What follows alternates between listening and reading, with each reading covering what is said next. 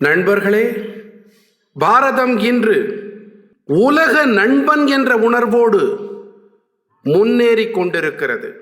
உலகிலே நமக்கு எந்த ஒரு பெரிய எதிரியும் கிடையாது. இதன் உண்மையான பொருள், நமக்கு இருக்கும் பெரிய எதிரி என்று பார்த்தால் அது என்னவென்றால், மற்ற நாடுகளின் மீது நாம் சார்ந்திருக்கக்கூடிய தன்மை. இதுதான் நம்முடைய மிகப்பெரிய எதிரியாகும்.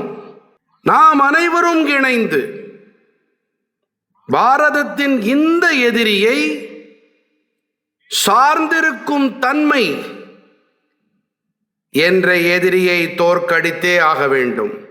நாம் இந்த விஷயத்தை எப்போதும் கூறிக்கொண்டே இருக்க வேண்டும். எத்தனை அதிகம் அந்நிய நாடுகள் மீது சார்ந்திருக்கிறோமோ அந்த அளவுக்கு அதிகம் தேசத்தின் தோல்வி, உலகத்திலே அமைதி, நிலைத்தன்மை மற்றும் வளமைக்காக உலகிலேயே மிகப்பெரிய மக்கட்தொகை கொண்ட தேசம் தற்சார்பு உடையதாக கட்டாயம் ஆகத்தான் வேண்டும். நாம் மற்றவர்களை சார்ந்திருக்கிறோம் என்றால் நம்முடைய சுயமரியாதையும் கூட இழக்க நேரிடும். 140 கோடி நாட்டு மக்களின் எதிர்காலத்தை நாம் மற்றவர்களிடம் விட்டுவிட முடியாது. தேசத்தின் வளர்ச்சி உறுதிப்பாட்டை மற்றவர்களை சார்ந்து வாழும் நிலைக்கு காவு கொடுத்து விட முடியாது.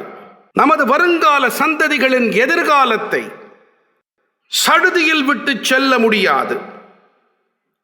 ஆகையினால் தான் சகோதர சகோதரிகளே, நாம் குஜராத்தியிலே சொல்லுவோம் இல்லையா, 100 துக்கங்களுக்கு ஒரே ஒரு மருந்து. அது என்னவென்றால் தற்சார்புடைய பாரதம்.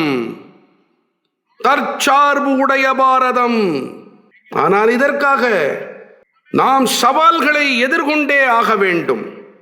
நாம் பிற நாடுகளின் மீது நாம் சார்ந்திருக்கும் நிலைமையை தொடர்ந்து நாம் குறைத்துக் கொண்டே வர வேண்டும்.